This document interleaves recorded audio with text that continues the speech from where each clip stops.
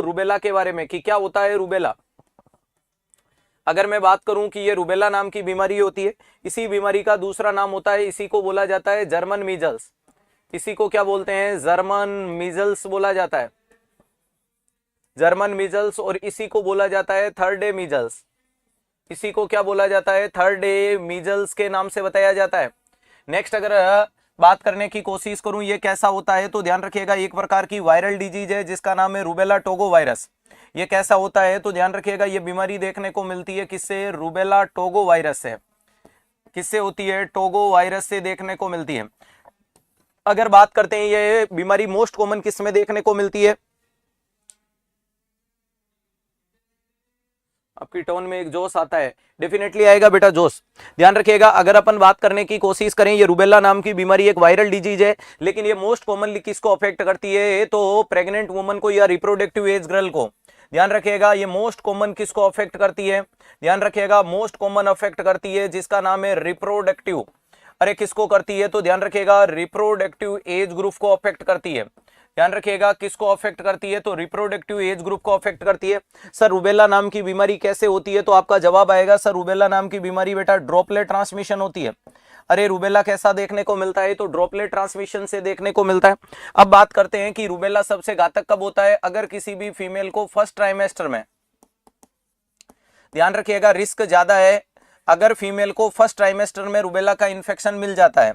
अगर फीमेल को first trimester में रूबेला का इन्फेक्शन मिल जाता है तो यारे दोस्तों वो क्या क्या करवा सकता है, तो वो या तो अबॉर्शन करवा देगा। अरे या तो वो अबॉर्शन करवा देगा, या उसके कारण देखने को मिलता है ब्लूबेरी मफिन लीजन। क्या देखने को मिलता है, ब्लूबेरी मफिन लीजन देखने को मिलता है। क्या देखने को मिलता है, ब्लूबेरी मफिन लीजन वाली कंडीशंस देखने को मिलती है। नेक्स्ट अगर कंडीशन को भांपने की कोशिश करूं, इसके अलावा ये स्टिल बर्थ करवा सकता है, बच्चे में ऐसी सीवियरिटी कर देगी। सर फर्स्ट ट्राइमेस्टर में अगर रूबेला हुआ तो क्या हो जाएगा, अबॉर्शन जैसी कंडीशन। इसके अलावा ब्लूबेरी मफिन लीजन, बच्चा नीला पड़ जाएगा और नीले पड़ के बच्चे के शरीर पे लीजन बनना शुरू हो जाएंगे। इसके अलावा ये स्टिल बर्थ भी करवा सकता है। इसके अलावा प्यारे दोस्तों इसमें होता है रूबेला ट्राइड। इसके कारण क्या देखने को मिलता है सर, रूबेला ट्राइड देखने को मिलता है। वेरी इंपॉर्टेंट चीज है प्यारे दोस्तों, अगर आप मुझसे पूछोगे सर प्रेग्नेंट वुमन के फर्स्ट ट्राइमेस्टर में रूबेला होने के कितने चांसेस, 90%। और अगर फर्स्ट ट्राइमेस्टर में रूबेला हो गया तो बच्चे के अंदर सिम्टम आने के कितने चांसेस, तो 100%। रूबेला होने के चांस अगर मैं पूछूं कितने परसेंट चांस है कि रूबेला हो सकता है, 90%। और अगर फर्स्ट ट्राइमेस्टर, अब फर्स्ट ट्राइमेस्टर में ऑर्गेनोजेनेसिस चल रहा है, फर्स्ट ट्राइमेस्टर में क्या चल रहा है, ऑर्गेनोजेनेसिस चल रहा है। हाँ गर्व से कहो हम 360 वाले हैं। फर्स्ट ट्राइमेस्टर में क्या चल रहा है, ऑर्गेनोजेनेसिस। फर्स्ट ट्राइमेस्टर में क्या देखने को मिलता है, ऑर्गेनोजेनेसिस, अंग बन रहे हैं। और अगर अंग बनने के टाइम उसको रूबेला हो गया तो उस बच्चे में 100% अंग भंग हो जाएगा। 100% उसमें क्या होगा, अंग भंग देखने को मिलता है। क्या देखने को मिलता है, अंग भंग वाली कंडीशन आती है। क्लियर है। अब यहां क्या अंग भंग, क्या परिवर्तन होगा, तो देखो इसमें हो सकती है कंजेनाइटल डेफनेस।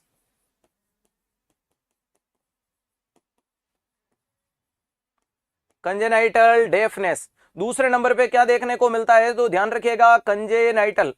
दूसरे नंबर पे कंडीशन क्या है, कंजेनाइटल कैटरेक्ट।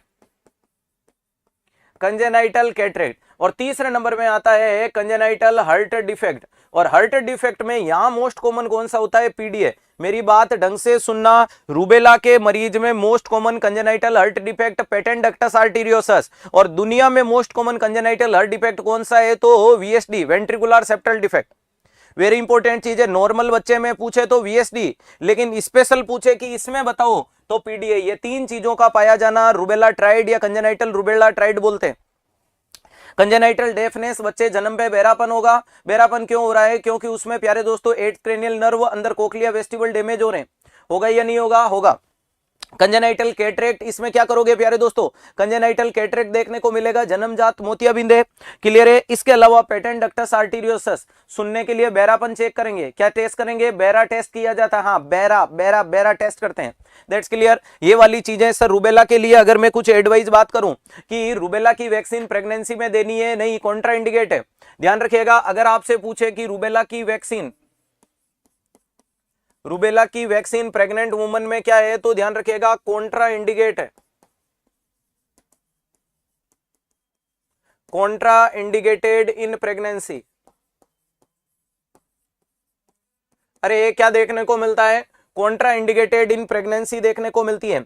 अगर किसी को रूबेला की वैक्सीन देनी है तो प्रेगनेंसी प्लान से 3 महीने पहले दो, या तो एडवाइस क्या करो 3 मंथ प्रायर करो।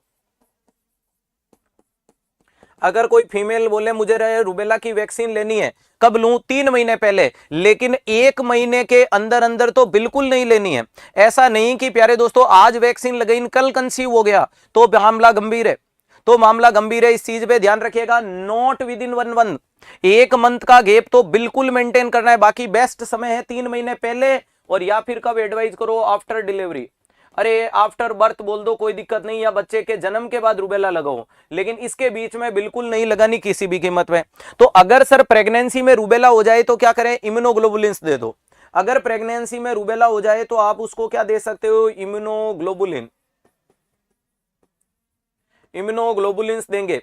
अब मैं अगर आपसे बोलूं कि किसी भी फीमेल को 6 से 11 वीक तक रूबेला होता है, 6 से 11 वीक तक, दिलीप बेटा भेज देना, क्वेश्चन डिस्कस बाद में करेंगे, अभी मैं पेपर की चर्चा नहीं कर रहा हूं, ध्यान रखिएगा। अगर अपन बात करने की कोशिश करें कि इस फीमेल को 6 से 11 वीक के बीच में हो रहा है तो ऑर्गेनोजेनेसिस में डिफेक्ट होगा।